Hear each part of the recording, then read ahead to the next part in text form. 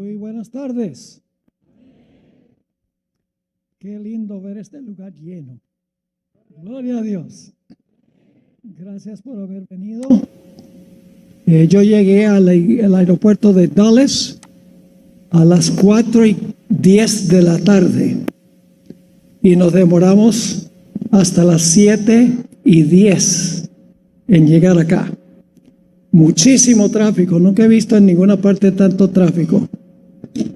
Fue tan terrible que me tocó bajarme en la autopista, pasar por encima de una cerca para llegar a pie al hotel mientras el hermano terminaba de dar la vuelta de 15 minutos para llegar a recogerme.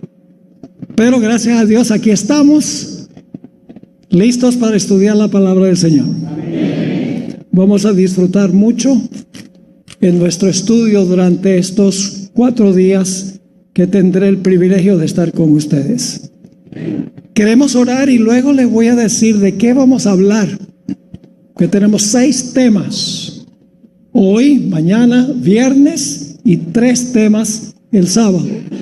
Así que oremos y entonces les voy a decir sobre qué vamos a hablar. Padre Celestial, gracias te damos por el privilegio de reunirnos en este lugar. Gracias porque nos has dado tu palabra, una guía segura en un mundo que anda tan confundido. Gracias porque nos has mostrado qué es lo que está pasando y qué ocurrirá pronto, para que podamos estar listos. Pedimos la compañía de tu Santo Espíritu al estudiar tu palabra, que no regrese a ti vacía, sino haga un impacto en nuestra mente y nuestro corazón. Te lo imploramos en el nombre de Jesús. Amén.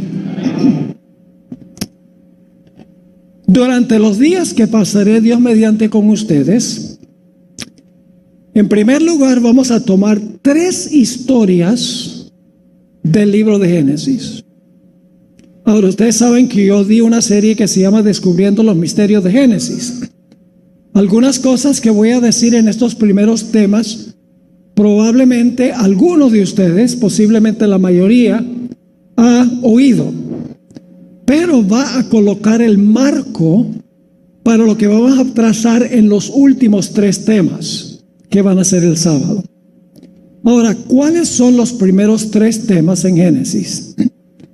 Las 3 historias que vamos a estudiar esta noche, mañana en la noche y el viernes en la noche tienen que ver con el tiempo del fin. Son historias que ocurrieron en el pasado, pero representan o simbolizan o ilustran lo que va a suceder al acercarnos al final de la historia.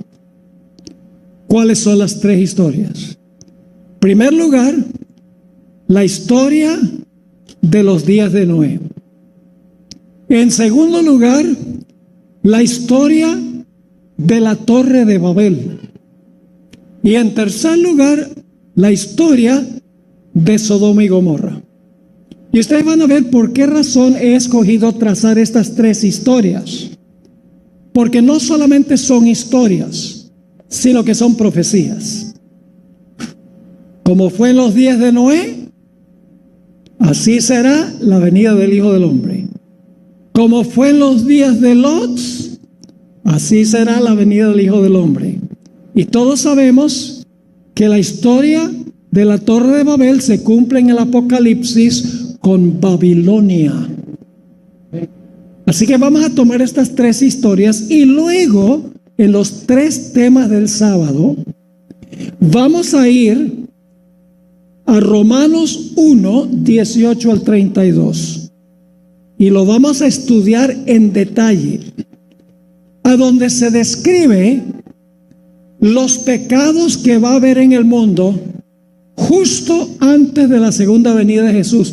La hermana Guay escribió una cita que les voy a leer, a donde ella dice que Romanos 1, 18 al 32 es una presentación clara de la condición del mundo inmediatamente antes de la segunda venida de Cristo.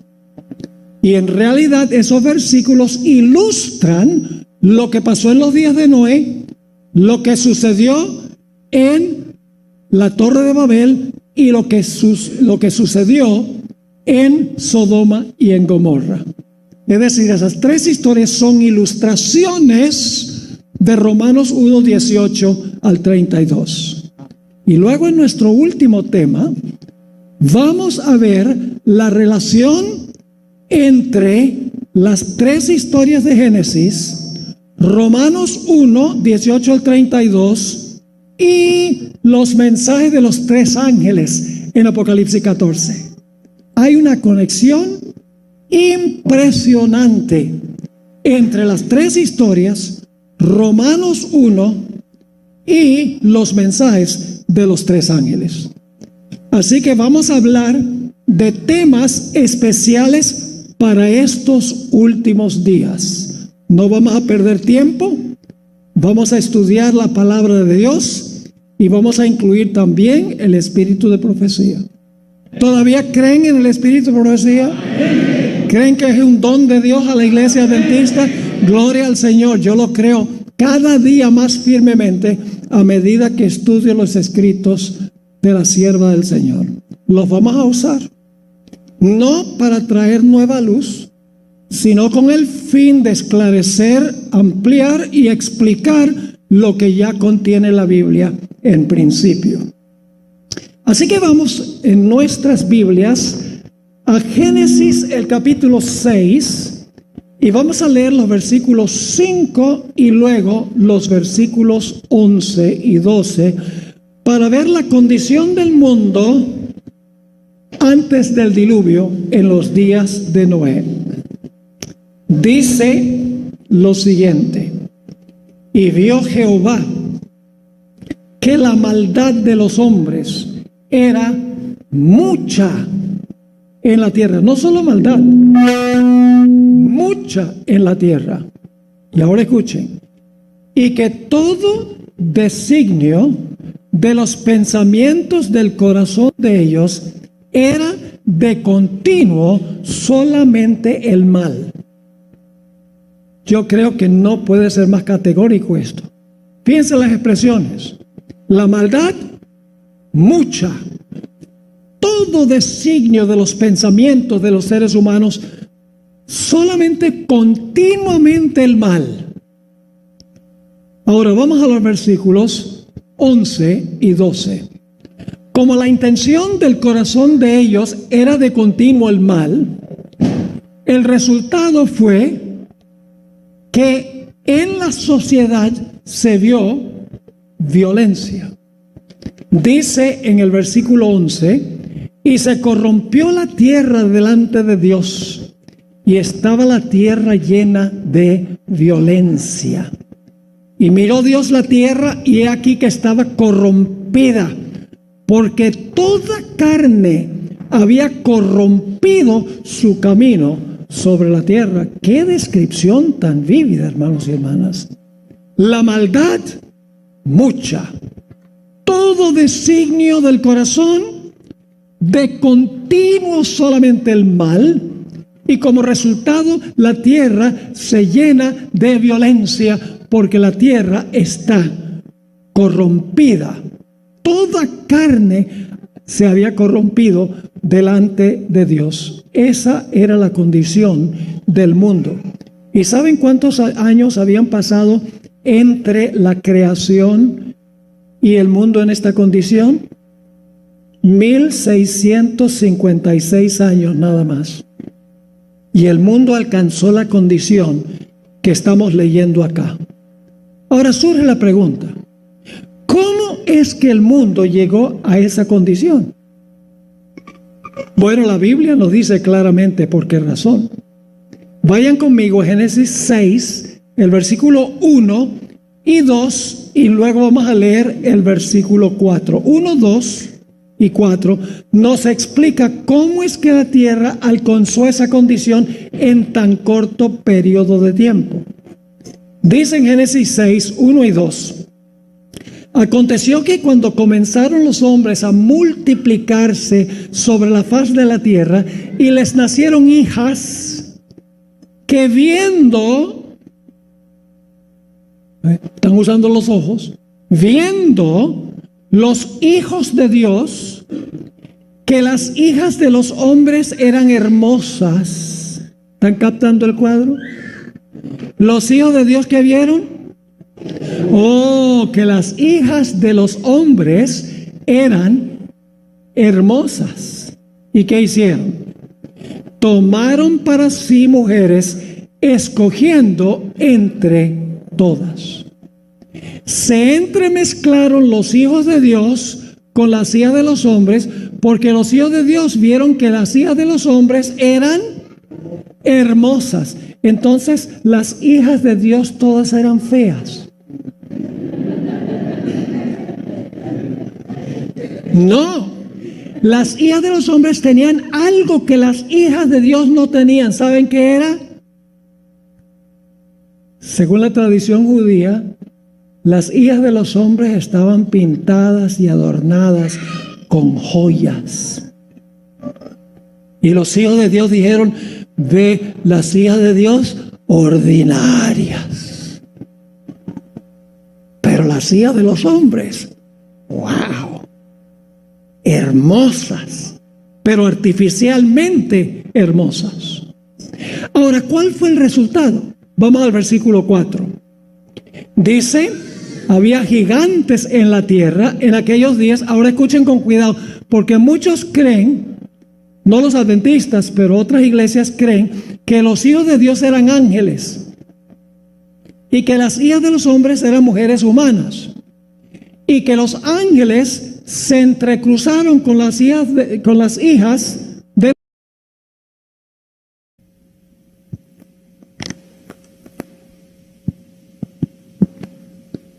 Muy buenas tardes. Qué lindo ver este lugar lleno. Gloria a Dios. Gracias por haber venido. Yo llegué al aeropuerto de Dallas a las 4:10 de la tarde y nos demoramos hasta las 7:10 en llegar acá. Muchísimo tráfico. Nunca he visto en ninguna parte tanto tráfico. Fue tan terrible que me tocó bajarme en la autopista, pasar por encima de una cerca para llegar a pie al hotel mientras el hermano terminaba de dar la vuelta de 15 minutos para llegar a recogerme. Pero gracias a Dios aquí estamos, listos para estudiar la palabra del Señor.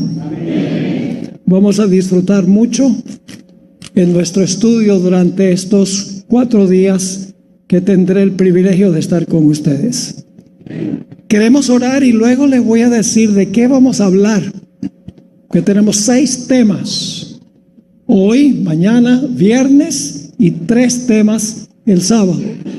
Así que oremos y entonces les voy a decir sobre qué vamos a hablar. Padre Celestial, gracias te damos por el privilegio de reunirnos en este lugar. Gracias porque nos has dado tu palabra, una guía segura en un mundo que anda tan confundido.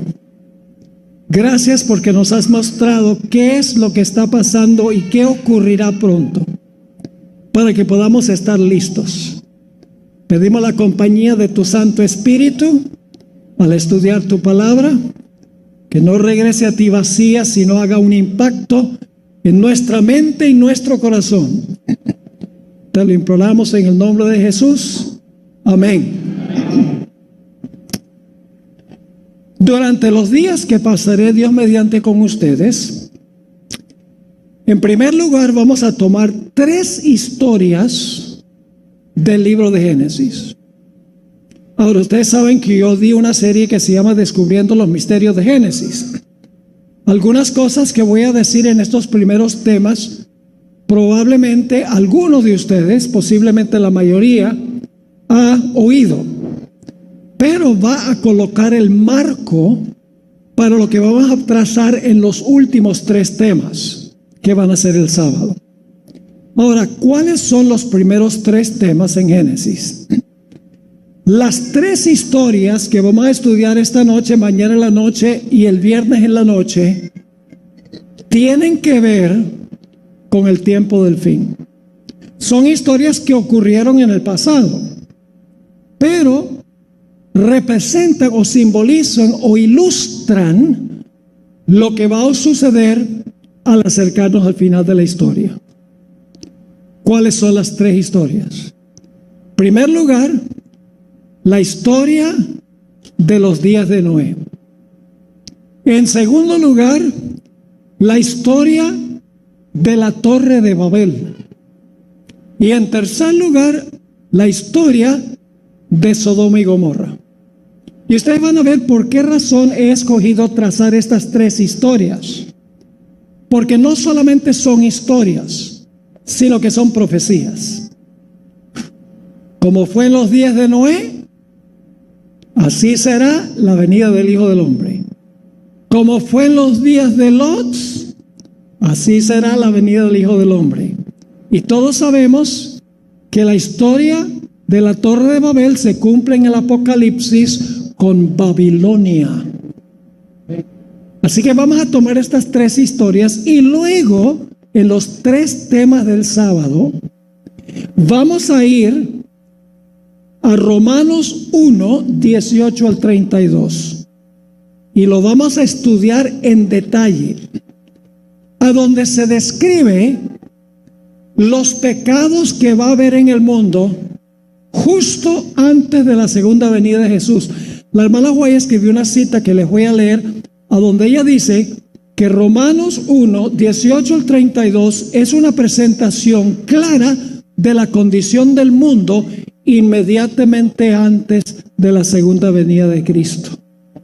Y en realidad esos versículos ilustran lo que pasó en los días de Noé, lo que sucedió en la Torre de Babel y lo que sucedió en Sodoma y en Gomorra. Es decir, esas tres historias son ilustraciones de Romanos 1, 18 al 32. Y luego en nuestro último tema vamos a ver la relación entre las tres historias de Génesis, Romanos 1, 18 al 32 y los mensajes de los tres ángeles en Apocalipsis 14. Hay una conexión impresionante entre las tres historias, Romanos 1 y los mensajes de los tres ángeles. Así que vamos a hablar de temas especiales para estos últimos días. No vamos a perder tiempo, vamos a estudiar la palabra de Dios y vamos a incluir también el espíritu de profecía.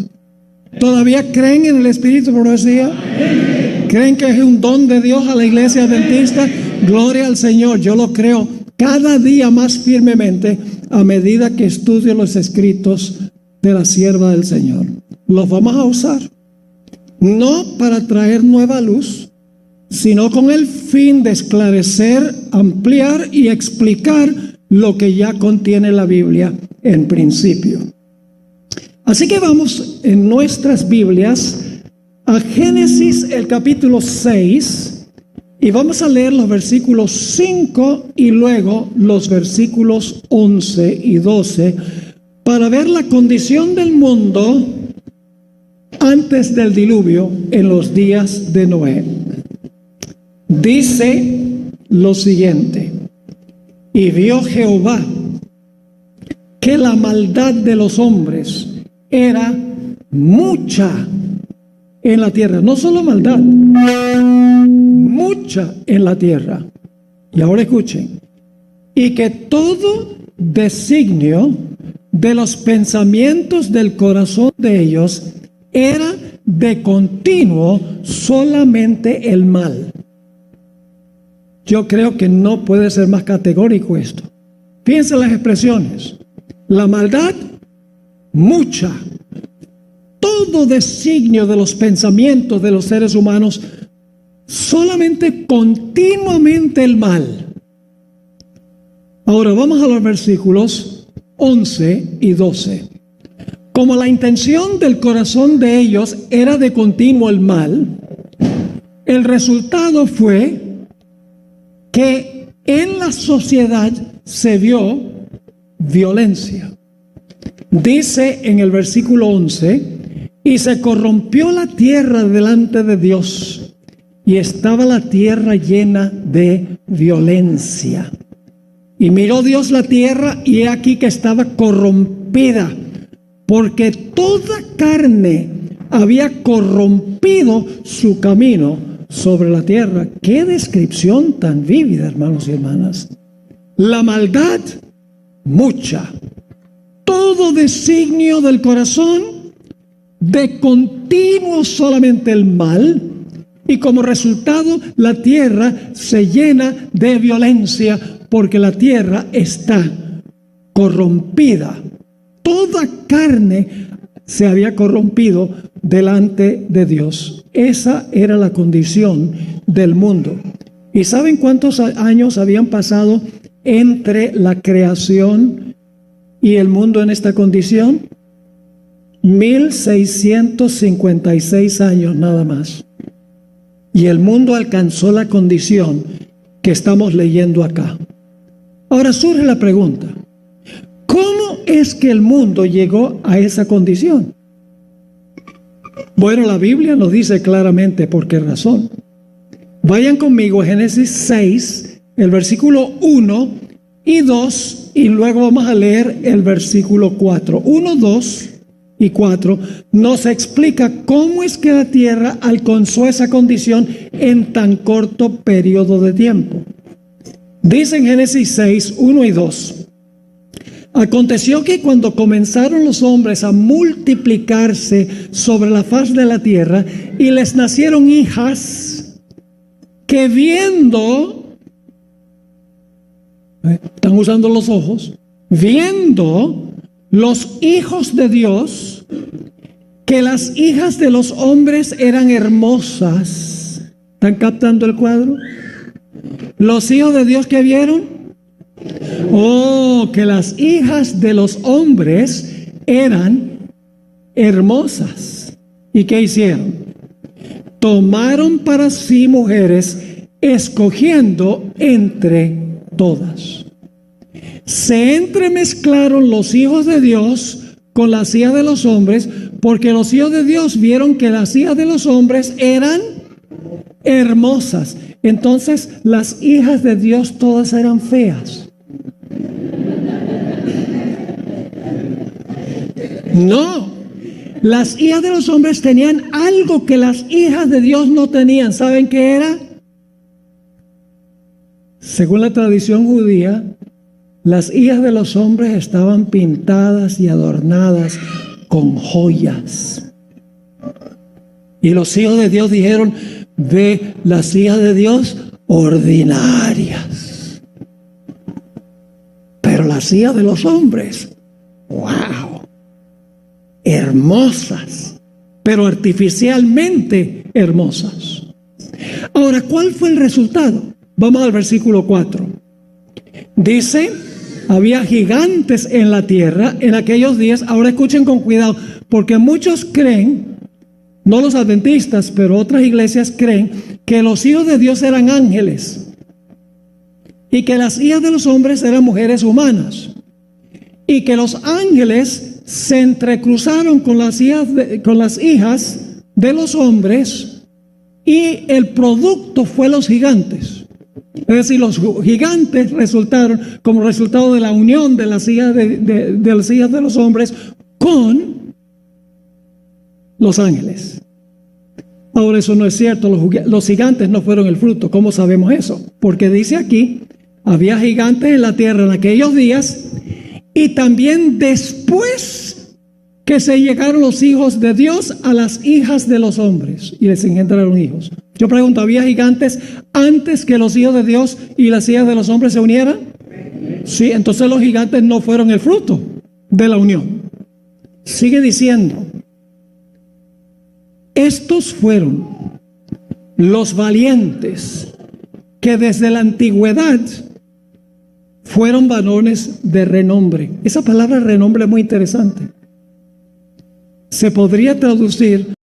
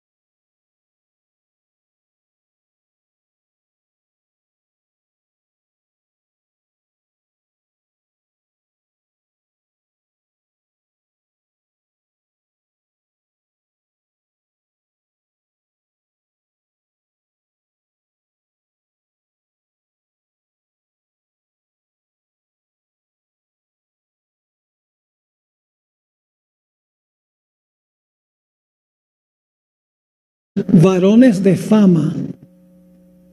Es la misma palabra que aparece en Génesis 11, donde los constructores de la Torre de Babel dijeron: hagámonos un nombre, volvámonos famosos, construyendo la torre y construyendo la ciudad. Sabemos que los hijos de Dios no eran ángeles, por 3 razones. Número 1, la Biblia dice, como notamos, que los gigantes existían antes que se unieran los hijos de Dios con las hijas de los hombres. En segundo lugar, había gigantes en Canaán mucho después del diluvio. Pero todos esos gigantes tienen que haber muerto en el diluvio. Así que, ¿cómo es que gigantes después? Sencillamente porque eran gigantes en tamaño y eran gigantes también en la maldad que creaban en sus mentes. Y en tercer lugar, el Señor Jesucristo dijo que los ángeles no se casan ni se dan en casamiento. Como si los ángeles no se casan, ¿cómo van a tener hijos? Entrecruzándose con mujeres humanas. No es posible.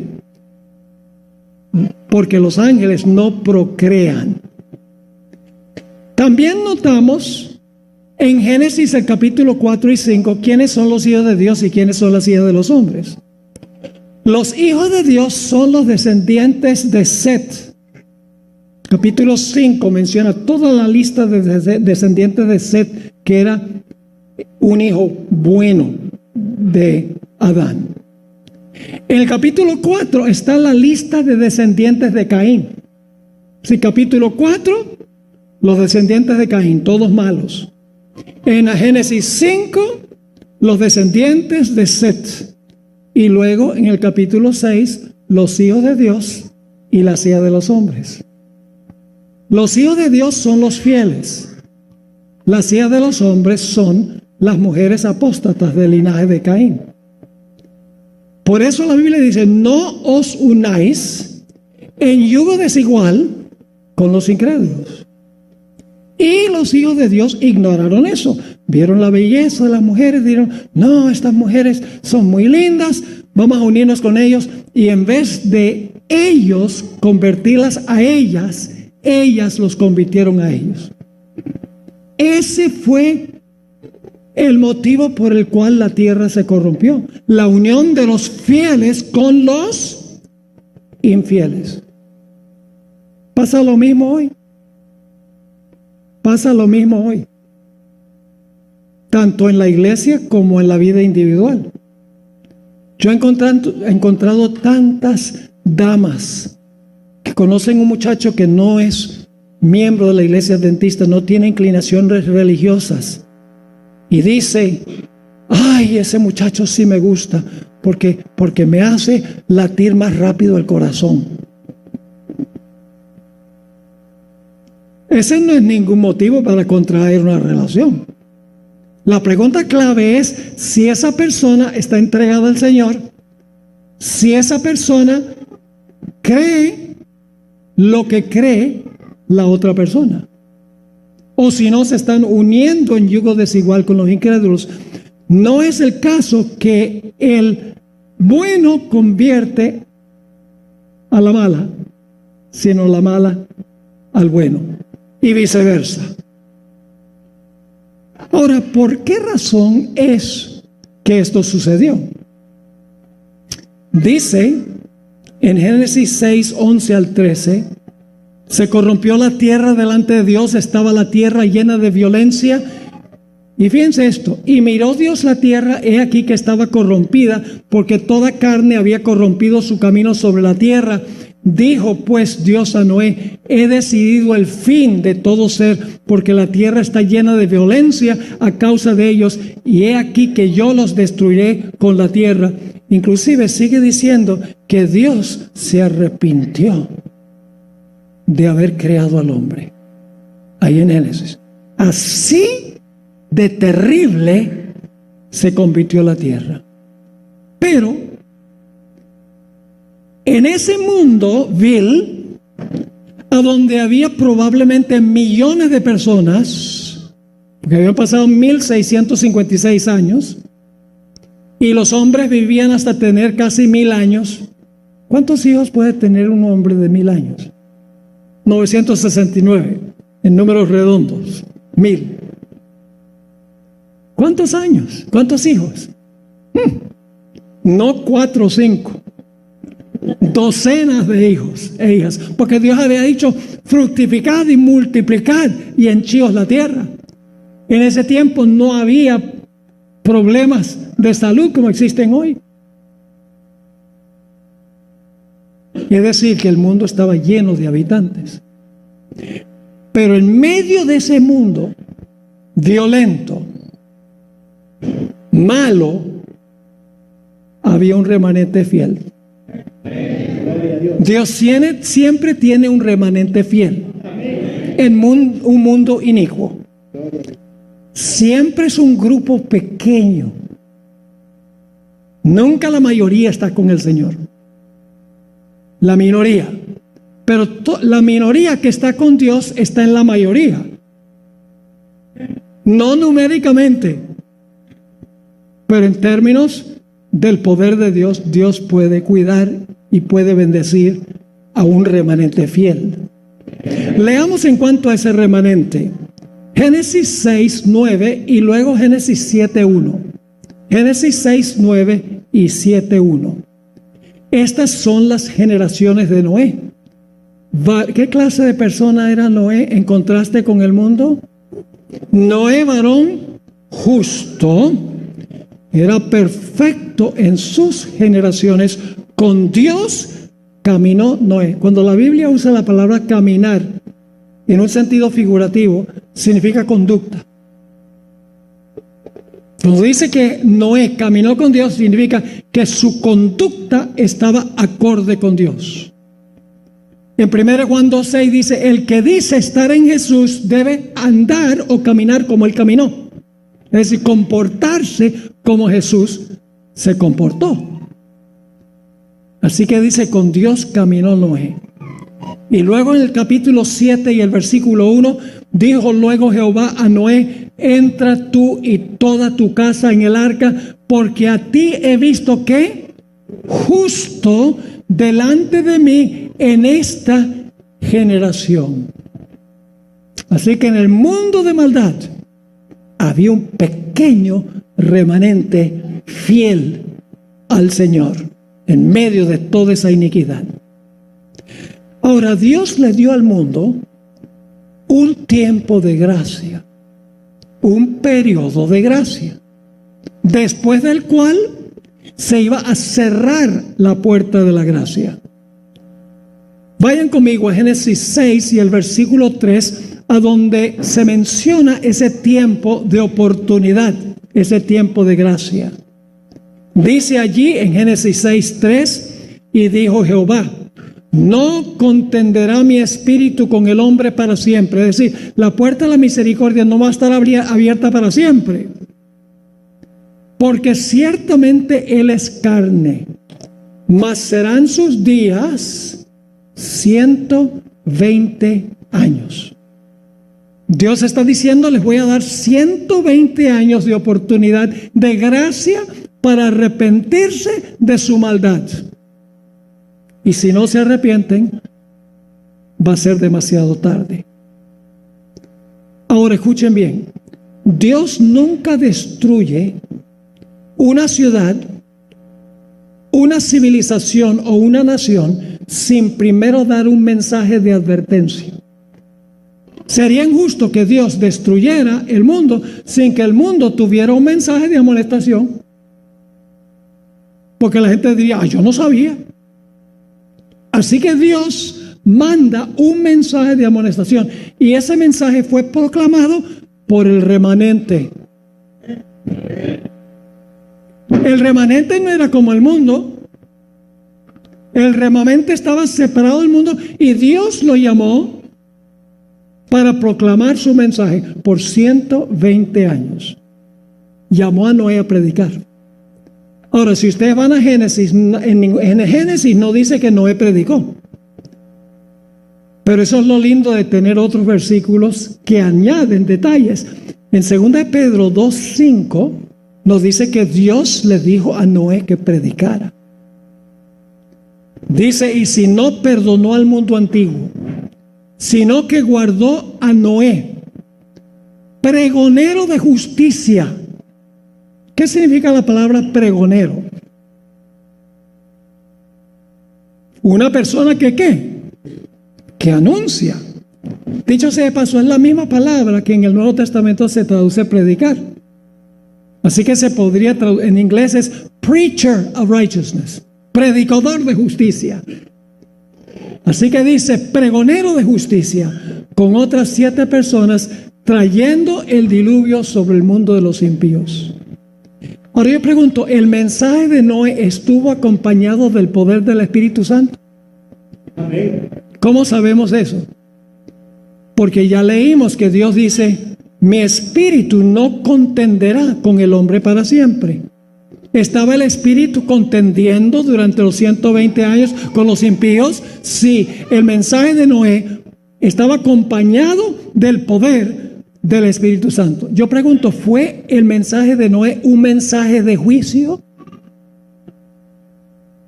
Sí. Yo pregunto, cuando terminó Noé de predicar su mensaje, ¿quedó dividida la raza humana en 2 grupos? Los de adentro y los de afuera. Entonces, ¿fue un mensaje que dividió a la raza humana? Sí. Eso. ¿Cuál es el propósito de un juicio? El propósito de un juicio es distinguir entre el culpable y el inocente. Y eso fue lo que hizo el mensaje de Noé, el remanente. Llevar al mundo a tomar una decisión, a estar en un lado o estar en el otro lado. Dicho sea de paso, la palabra contenderá, que se usa allí en Génesis, en la mayoría de los casos en el Antiguo Testamento se traduce juicio. Así que el mensaje de Noé fue un mensaje de juicio. Pero escuchen bien, Noé no solamente predicó, sino que trabajó. Su fe se demostró por sus obras. Amén. ¿Saben que en Hebreos 11, que habla de los héroes y las heroínas de la fe, todos están haciendo algo, no solo creyendo algo, sino haciendo algo? Cuando Dios le dijo a Noé, oye Noé, voy a mandar un diluvio sobre la tierra, ¿qué dice Noé? Gracias Señor por esta gran revelación. No. ¿Qué dijo Noé? A ver, saquen los martillos, los clavos, el betún, que vamos a construir un arca, como Dios ha mandado. Noé mostró su fe por sus obras. El hombre no es salvo por fe sola, ni por obras solas, ni por fe más obras, sino por una fe que obra. Porque la fe que no obra no es fe. Aún el diablo cree y tiembla. Pero no podríamos decir que las obras de Satanás demuestran su fe. Sus obras demuestran su falta de fe. Así que Noé predicó y trabajó. Noten lo que dice Hebreos 11:7. Por la fe Noé, cuando fue advertido por Dios acerca de las cosas que aún no se veían, ¿Noé había visto el diluvio todavía? No. Fue advertido por Dios acerca de las cosas que aún no se veían. Con temor preparó el arca en que su casa se salvase. Y por esa fe condenó al mundo y fue hecho heredero de la justicia que viene por la fe. Fíjese que cuando construyó su arca, dice, fue hecho heredero de la justificación por la fe.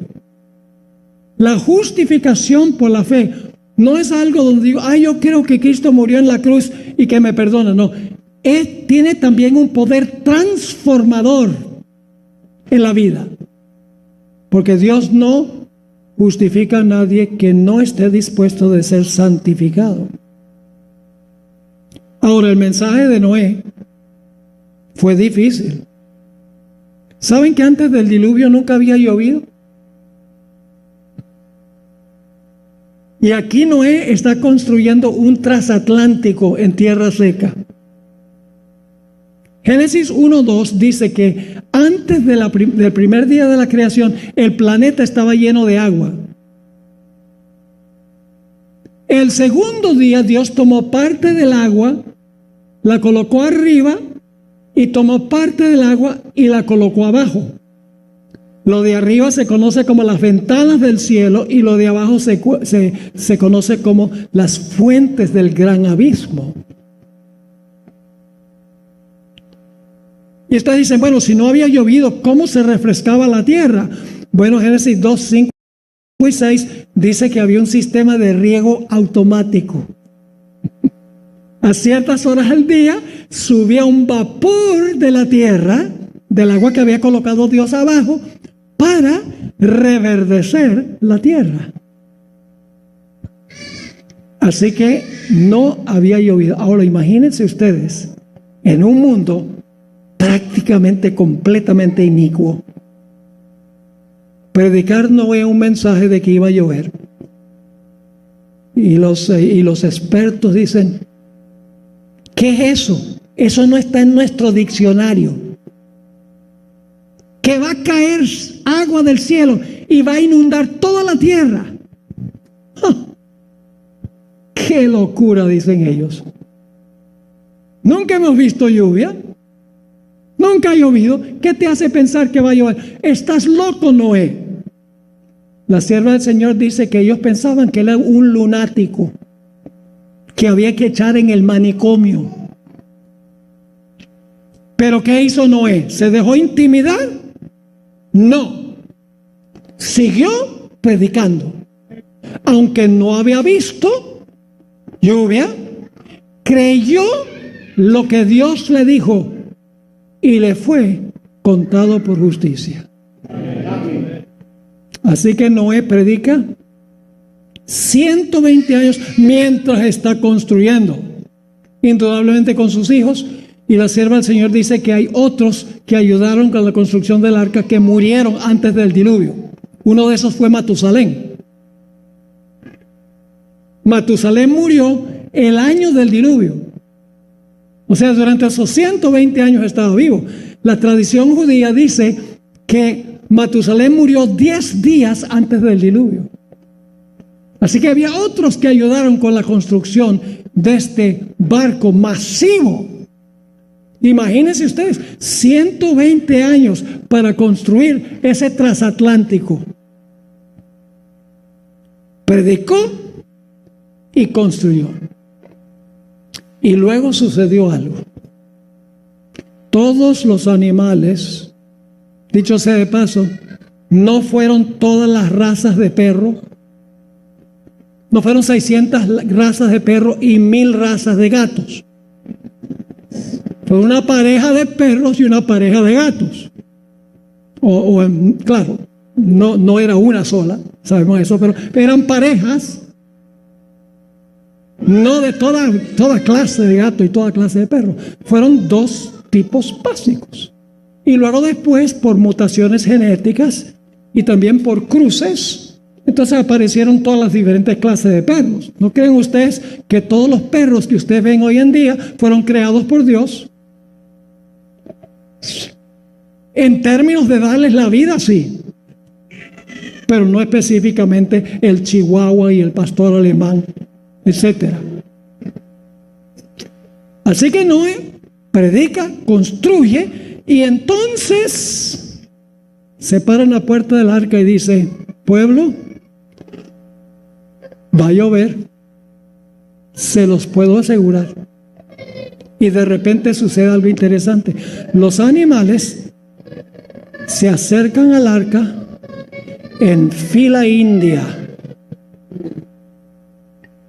No es la versión de Hollywood, a donde los hijos de Noé están con sogas alando a los animales para que entren al arca. No. Vinieron en perfecto perfecto orden. Y aún con ese milagro, el mundo no creyó. Y entonces me imagino a Noé en la puerta del arca diciendo: va a llover, escuchen el mensaje del Señor, salven sus vidas. Pero nadie respondió. Y entonces sucedió lo que describe Génesis 7 y el versículo 16. Dice allí, en cuanto a los animales, a los que vinieron, macho y hembra, de toda carne vinieron, como le había mandado Dios. ¿Y qué?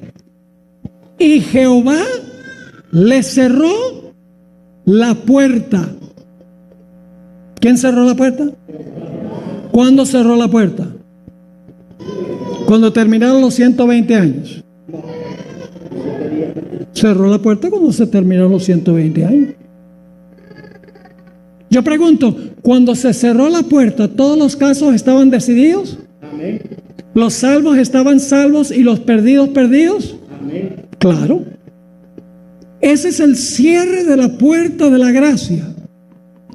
Y el momento que se cerró la puerta, comenzó a llover. No. ¿Cuánto tiempo pasó entre cuando se cerró la puerta y cuando comenzó a llover? 7 días. Al 8º día comenzó a llover, pero pasaron 7 días completos.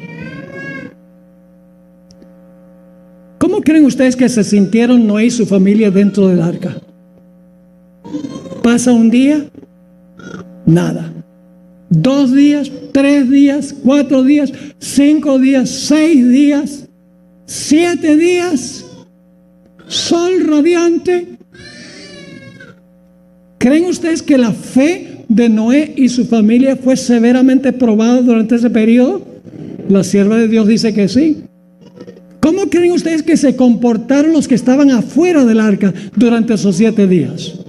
Oh, burlándose. La hermana White dice que procuraron derribar la puerta del arca, indudablemente con el fin de linchar a los que estaban adentro, pero Dios los protegió. Y luego, al 8º día, después de 7, viene lo que anunció Noé. En Génesis 7:11 nos describe lo que sucedió. El año 600 de la vida de Noé, en el mes segundo, a los 17 días del mes, aquel día fueron rotas todas las fuentes del grande abismo. Dios no tuvo que inventar agua en el diluvio. Dios sencillamente tomó el agua que había colocado abajo y la volvió a traer a la superficie. Así que dice, fueron rotas todas las fuentes del grande abismo. ¿Y qué cosa? Y las cataratas de los cielos, es decir, las ventanas a donde Dios había colocado agua arriba. Así que en el diluvio Dios trae el agua que puso arriba y la baja, y el agua que había colocado abajo y la sube, y el planeta nuevamente está lleno de agua como antes del primer día de la creación. ¿Cómo habrá sido eso? ¿Se acuerdan de ese terremoto y el maremoto o el tsunami que vino en Japón en marzo del año 2011, más específicamente el 11 de marzo del año 2011? Para mí fue impresionante, era como si estuviera viendo una película de Hollywood. Entró la ola, se llevó carros, casas, gente, animales, basura, como 1 milla, 1,5 kilómetros adentro. Murieron más de 20,000 personas ese día. Me parecía algo, como le menciono, de Hollywood. Algo que pasara así. Pues saben ustedes que el diluvio en los días de Noé sucedió globalmente, lo que ocurrió ese día en Japón. ¿Saben que la Biblia usa en el Antiguo Testamento 9 palabras que se traducen diluvio? Pero hay una palabra que se usa exclusivamente para el diluvio en los días de Noé, la palabra Mabul. No se usa para ningún otro diluvio, sino para el diluvio universal. Y en el Nuevo Testamento lo mismo. La palabra común las palabras comunes en el Nuevo Testamento son pleruma, hipótamos, de donde viene la palabra hipopótamo. ¿Sabe qué significa hipopótamo? Viene del griego hupo, que significa bajo, hipótamos, agua, nada debajo del agua. Es lo que significa hipopótamo. Esa es la palabra que se traduce diluvio. Por ejemplo, en la historia del hombre que construyó su casa sobre la roca y el que construyó sobre la arena, vino el pótamos. Pero para el diluvio en los días de Noé se usa una palabra exclusivamente para ese diluvio, que es la palabra cataclismos. Catástrofe. Un cataclismo. Un diluvio especial hace necesario una palabra especial, tanto en el Antiguo como en el Nuevo Testamento. Elena White escribió en cuanto a cuando fueron rotas las cataratas del cielo y las fuentes del abismo. En Patriarcas y Profetas 87 y 88, el agua se veía caer de las nubes cual enormes cataratas. Yo tuve el privilegio de ir hace algunos años a las cataratas de Iguazú, que quedan entre Paraguay, Brasil y Argentina. Hacen un estruendo que uno habla y no puede, la otra persona no puede escuchar lo que uno está diciendo. Hacen un estruendo. Y cuando estaba ahí yo pensé, imagínense esto globalmente. Así fue globalmente. Así que dice, el agua se veía caer de las nubes cual enormes cataratas. Los ríos se salieron de madre e inundaron los valles. Torrentes de aguas brotaban de la tierra con fuerza indescriptible, arrojando al aire a centenares de pies macizas rocas que al caer se sepultaban profundamente en el suelo.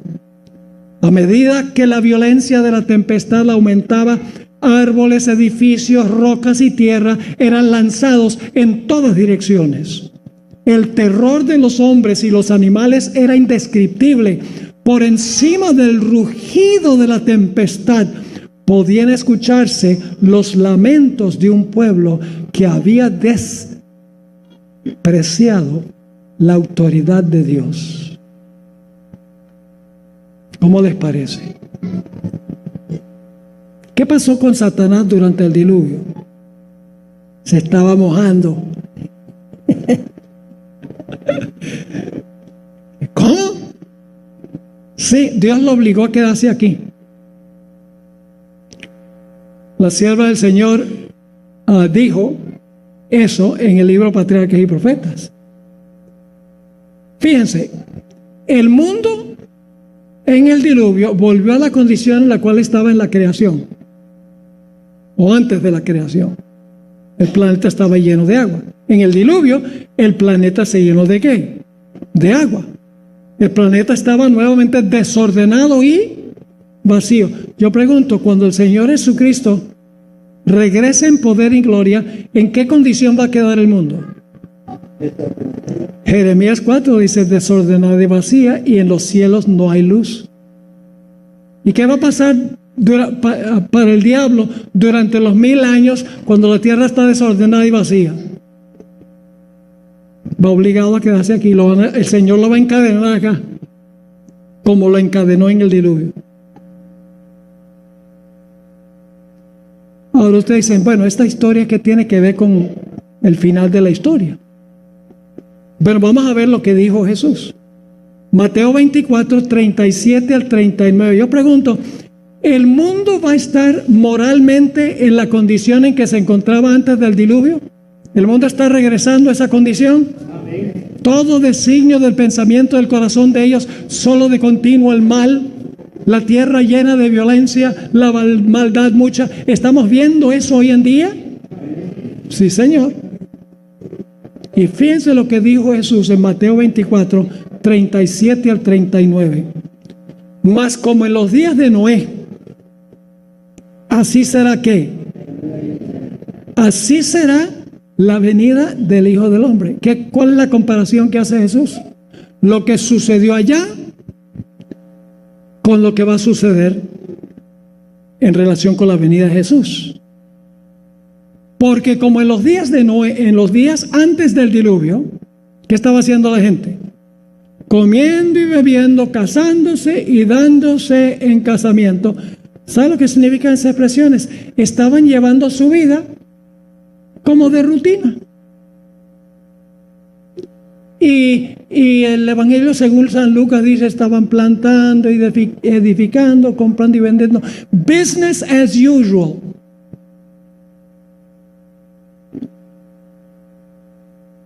Ahora fíjense, una palabra clave.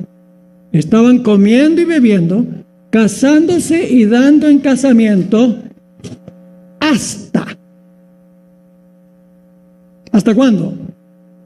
El día en que Noé entró en el arca. ¿Qué momento de tiempo marca el primer hasta? Porque vamos a encontrar otro.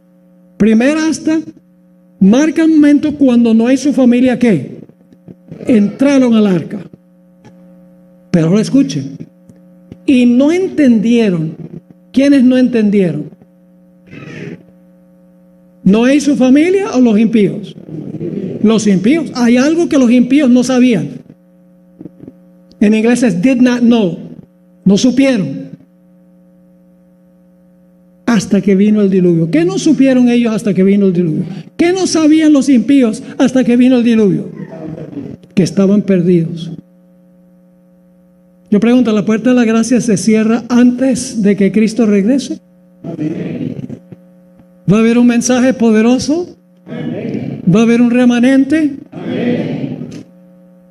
¿Va a ser con el poder del Espíritu Santo? Amén. ¿Va a ser un mensaje de juicio? Amén. Están los paralelos. ¿Va a ser gente que obra y que trabaja? Amén. No solo que cree, sino que vive lo que cree.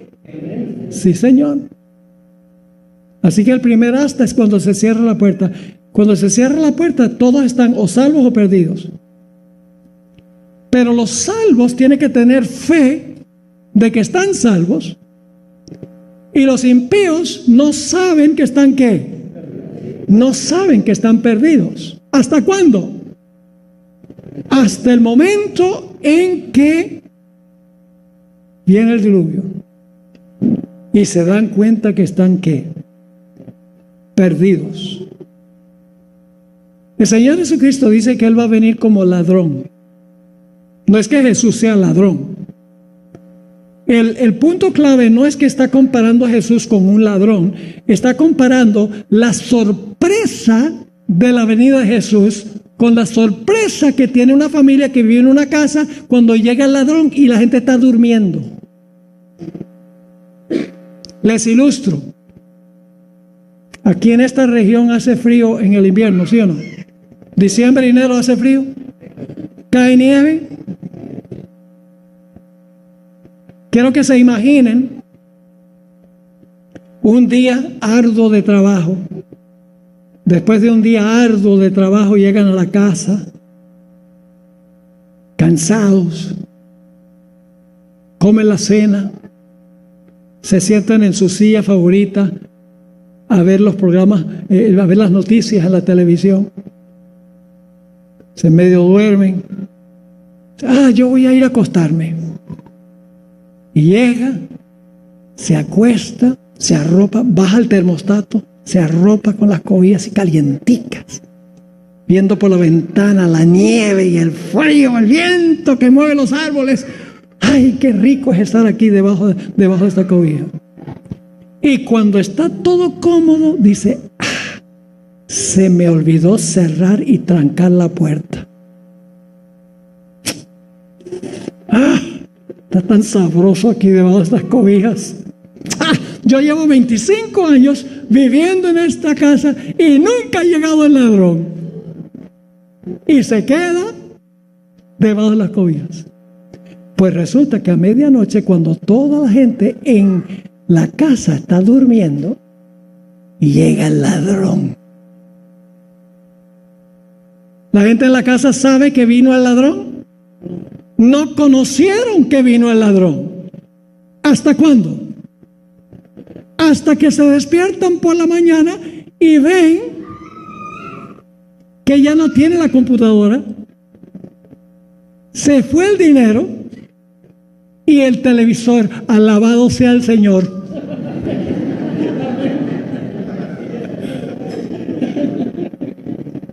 ¿Qué no conocían los que están durmiendo en la casa?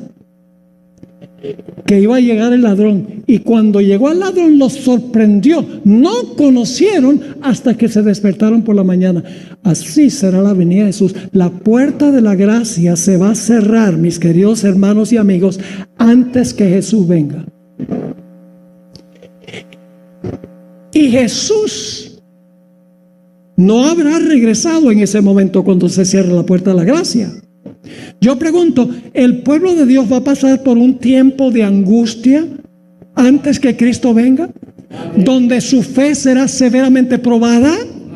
¿Ven? Como la de Noé. ¿Cómo se va a portar el mundo?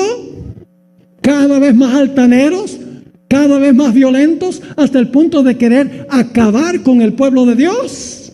Pero Dios los va a proteger como protegió a Noé y a su familia en el arca. ¿Están viendo esto? La mayoría de los cristianos creen que ellos pueden aceptar a Jesús, pueden escuchar el mensaje de Dios y arrepentirse hasta cuando Jesús viene en las nubes y dice: ¡ay, yo soy tuyo, Señor! No. Tenemos que estar listos cuando la puerta de la gracia se cierre.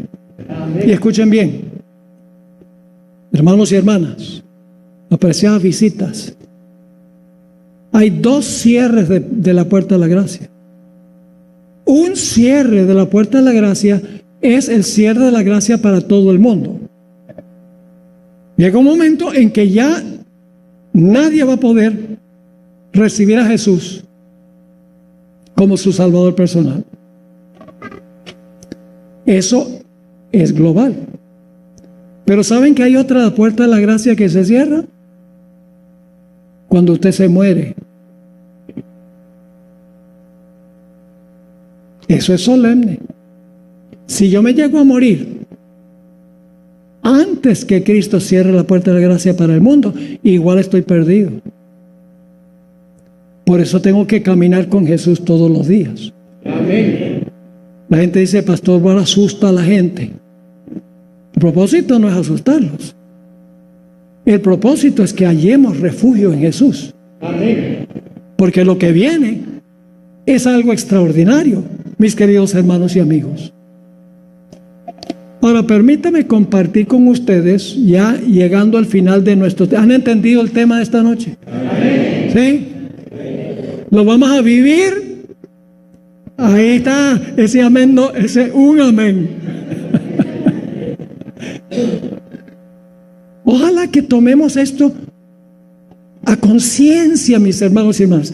Pongamos nuestra vida en orden con Jesús, para que cuando venga la gran prueba no tengamos miedo. No tenemos que tener miedo del tiempo de angustia si estamos en Cristo, porque se levantará Miguel.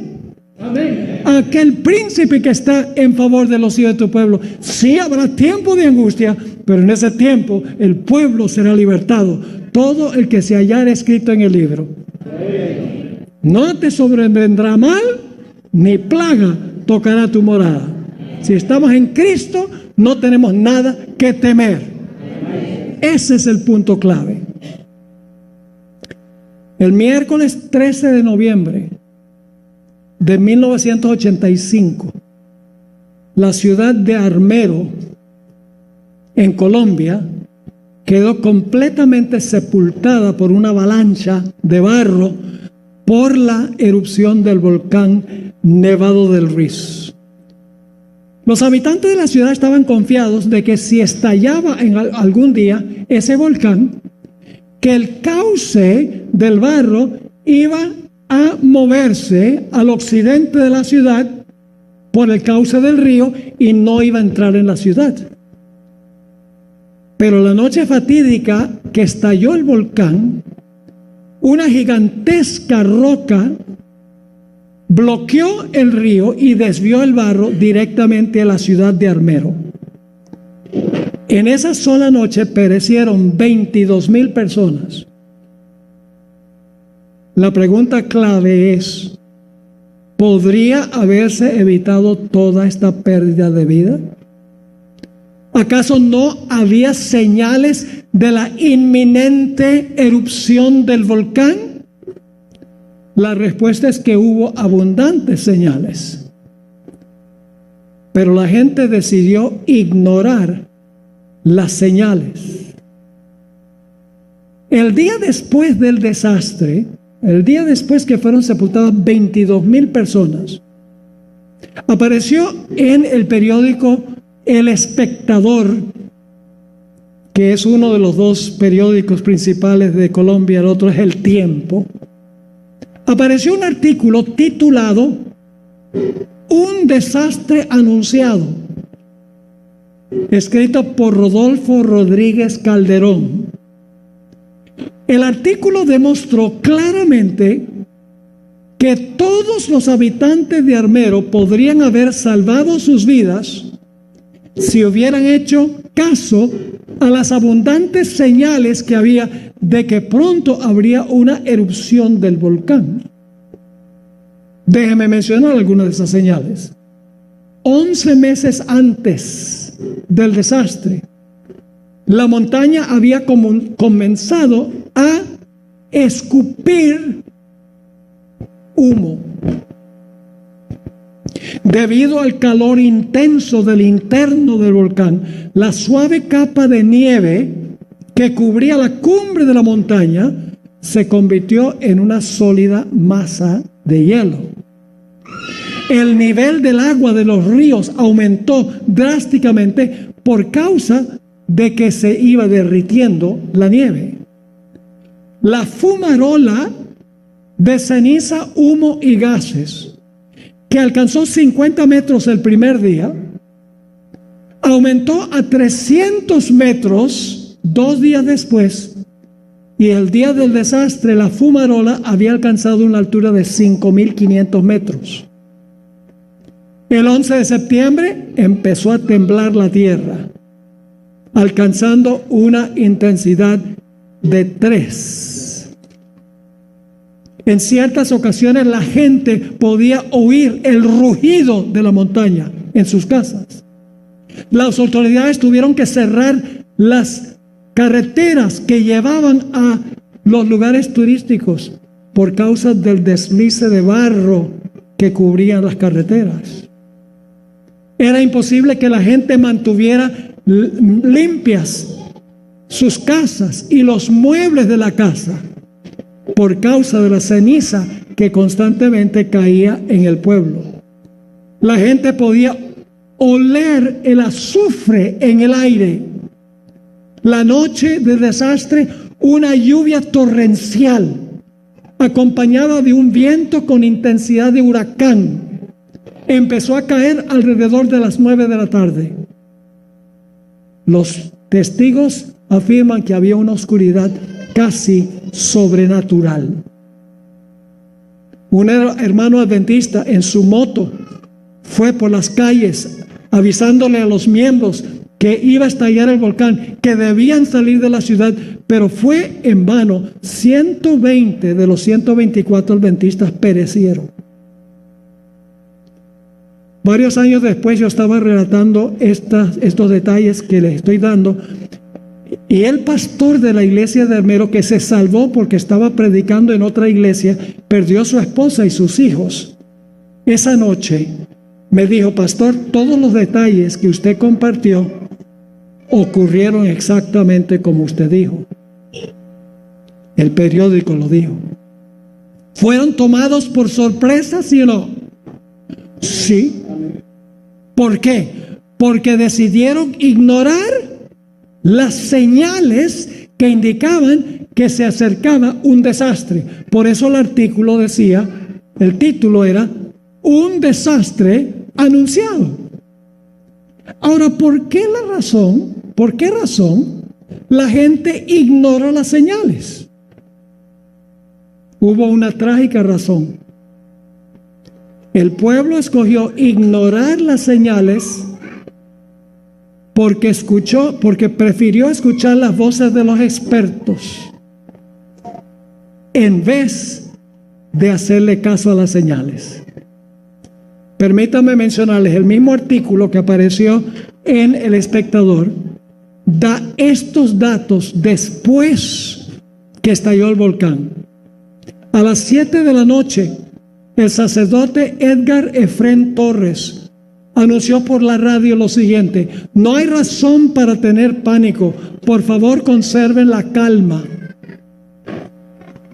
La defensa civil, en un mensaje oficial por radio, dijo: no hay razón para preocuparse. El obispo del pueblo, Augusto Osorio, advirtió al pueblo que tuviera cuidado con los fanáticos que querían dejar la impresión de un desastre inminente. El alcalde de la ciudad dijo: no se preocupen. Después del desastre, el gobernador del departamento del Tolima afirmó: el desastre no se puede haber predicho. El científico colombiano Jaime Villegas Velázquez afirmó: este volcán nunca estallará, nada va a pasar, tengan cuidado con las especulaciones y exageraciones. El secretario de Minas, Iván Duque Escobar, dijo: nada pasará. Aún el geólogo de los Estados Unidos, Daryl Hurd, había dicho: es muy improbable que la ciudad pueda ser sepultada por rocas, lava o barro. El Comité Regional de Emergencias impartió el mensaje esa misma noche: no esperen que las ventanas se quiebren, no esperen oscuridad, ni lava corriendo cuesta abajo, no esperen una gran cantidad de ceniza, entre otras cosas. ¿Por qué la gente pereció? Porque prefirieron escuchar las voces de los expertos, tales llamados, en vez de prestar atención a las señales. Tenemos nosotros, hermanos y hermanas, apreciados visitas, tenemos nosotros señales claras en la sociedad y también en la iglesia de que estamos entrando en la recta final de la historia de este planeta. Tenemos abundancia de señales, hermanos y hermanas. Yo voy a mencionar algunas de ellas. Se encuentra en Romanos el capítulo 1. Romanos 1 da una lista lóbrega, oscura, de la condición del mundo antes de la segunda venida de Jesús. Y Mateo 24 nos da señales. ¿Escogeremos prestar atención a las señales para salvar nuestras vidas? Es la pregunta clave. Ahora, quiero terminar con esto. Y posiblemente usted ha escuchado esto. Yo viajo mucho en avión. Muchísimo. Llevo casi en una sola empresa aérea 5 millones de millas, que son más de 8 millones de kilómetros, desde 1991. Y siempre hay alguien que dice: pastor, ¿por usted no tiene miedo de andar en avión? Y mi respuesta siempre es: no, porque voy a tener miedo. Y dicen: porque el avión se puede caer. Y yo digo: sí, ¿y cuál es el problema? Se muere. ¿Y cuál es el problema? Si estamos en Cristo, no hay que tener miedo. Nuestro último pasaje, 1 Tesalonicenses 4, porque el Señor mismo descenderá del cielo con aclamación, con voz de arcángel y con trompeta de Dios. Y todos los muertos resucitarán primero. ¿Qué clase de muertos? Los muertos en Cristo resucitarán primero. Los otros muertos que resucitan después son los malos. Los muertos en Cristo resucitarán primero. Luego nosotros los que vivimos, los que quedamos, seremos arrebatados juntamente con ellos en las nubes para recibir al Señor en el aire. Y así estaremos siempre con el Señor. ¡Qué glorioso mensaje! Podemos ir a la casa y dormir tranquilos si estamos en Cristo. Ahora, si estamos fuera de Cristo, Dios nos llama para escoger estar en Cristo, permanecer en Él. Jesús dijo: permaneced en mí y yo en vosotros. Tener comunión con Él cada día, enamorarnos más de Jesús cada día. Y eso lo hacemos contemplando a Jesús. Dice: ¿cómo puedo contemplar a Jesús si Él está allá y yo estoy aquí?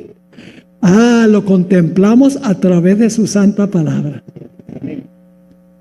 La sierva del Señor dice que debemos dedicar 1 hora cada día para meditar sobre la vida de Cristo, especialmente las escenas finales.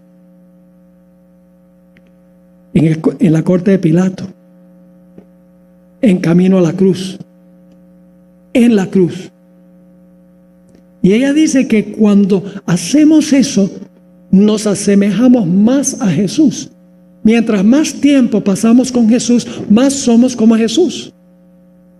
Mientras más tiempo pasamos con las cosas del mundo, más somos como el mundo. Es una ley psicológica. Somos lo que comemos físicamente, y espiritualmente somos lo que comemos por los ojos y por los oídos. Hay que cuidar las avenidas del alma, que son nuestros 5 sentidos. Cuidarlos con celo y no dejar que entre nada malo que contamine. Que dediquemos nuestra atención a Jesús como nuestro Salvador personal, como aquel con quien pasaremos toda la eternidad. El apóstol Pablo lo dijo así, último texto que voy a mencionar: mirando a cara descubierta, como en un espejo, la gloria del Señor. Amén. La gloria de su carácter, la gloria del Señor. Estamos siendo transformados a su imagen. 2 Corintios 3:18. Esa palabra transformados es la palabra griega metamorfoo. ¿Qué palabra en español viene de metamorfoo? Metamorfosis. ¿Qué es una metamorfosis? ¿En qué se parece un gusano a una mariposa? En nada. ¿Por qué? Porque ha sucedido una metamorfosis, que es un cambio radical. Por eso la Biblia dice que los que están en Cristo, nuevas criaturas son. Amén. Las cosas viejas pasaron, todas son hechas nuevas. Dios quiere que nosotros tengamos una metamorfosis en preparación para lo que pronto viene. La clave es que tomemos la decisión de que vamos a dedicarle ese tiempo a Jesús y vamos a echar a un lado todo lo que contamina nuestro corazón, que entra por nuestros 5 sentidos. Pidámosle al Señor la fuerza para hacerlo, porque nosotros mismos no podemos. Amén. Pero todo lo puedo en Cristo que me fortalece.